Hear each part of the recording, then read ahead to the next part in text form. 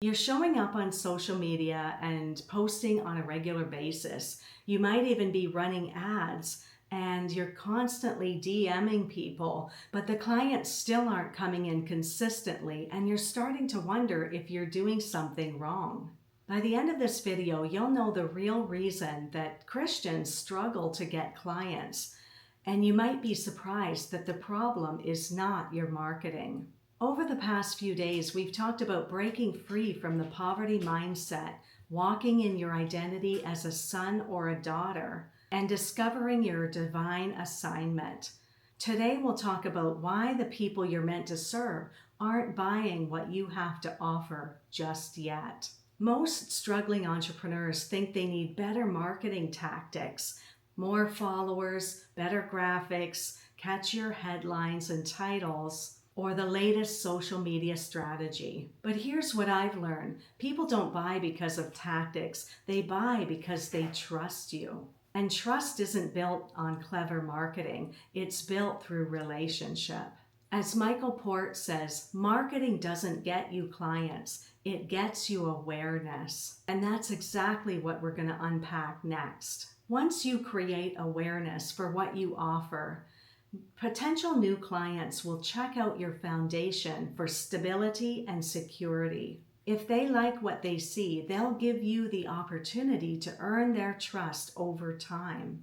When the circumstances are right, the potential client will raise their hand and ask you for the sales conversation, or they'll accept your compelling offer and you'll book the business. Most entrepreneurs try to rush this process, but that's not how relationships work, and that's not how God works either. Here's a few reasons why Christian entrepreneurs struggle with this process. The number one reason is impatience with God's timing.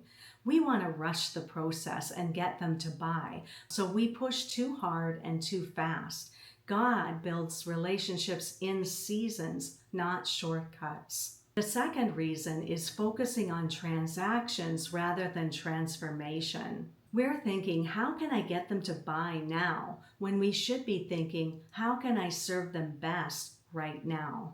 The third reason is trying to be everything to everyone. Without clarity on your divine assignment, people can get confused about who you help and how you can help them.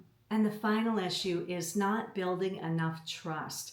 People need to see you showing up consistently with value before they'll begin to trust you with their biggest challenges. Here's how to attract clients God's way. Start with service, not sales. Ask yourself, how can I serve this person before they even pay me?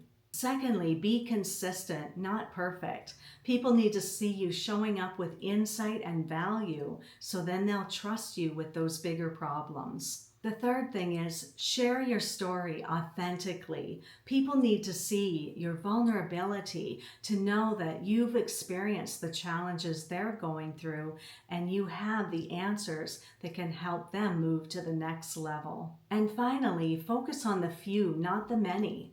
It's better to effectively serve 100 people who love what you do than to reach 10,000 people who barely know you.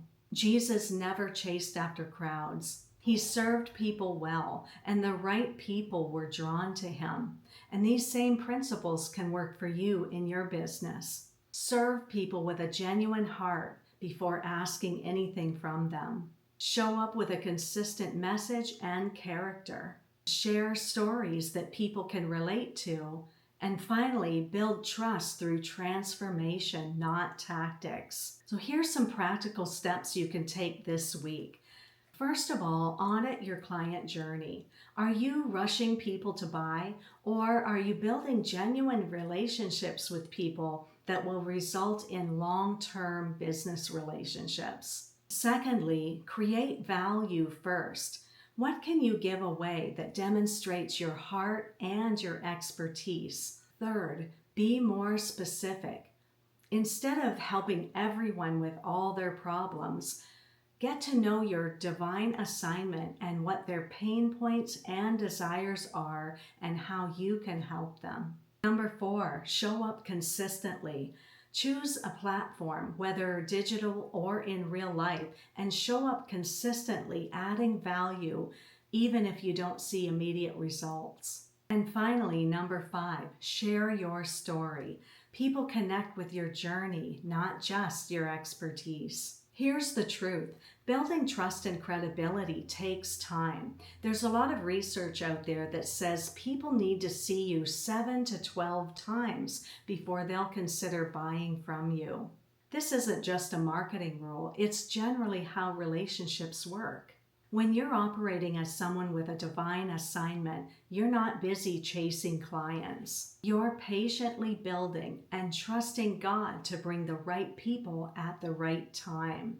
In the next video, we're going to talk about how to price and sell with confidence. We'll talk about how to have sales conversations that feel more like ministry than business, how to price on value rather than time, and how to handle objections with grace. But for today, think about this coaching question. Where in the client journey are you trying to rush people?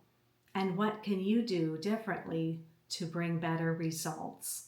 If you'd like help with your business, I've made available a limited number of coaching calls this week. Click on the link below and book a call with me. I'd love to encourage you to move forward in your business. Building business relationships takes time, but when you do it God's way, you create champions for your cause, customers that become community, and transactions that turn into transformation. Trust the process, serve with love, and watch as God brings the right clients in His perfect timing. Thanks for watching.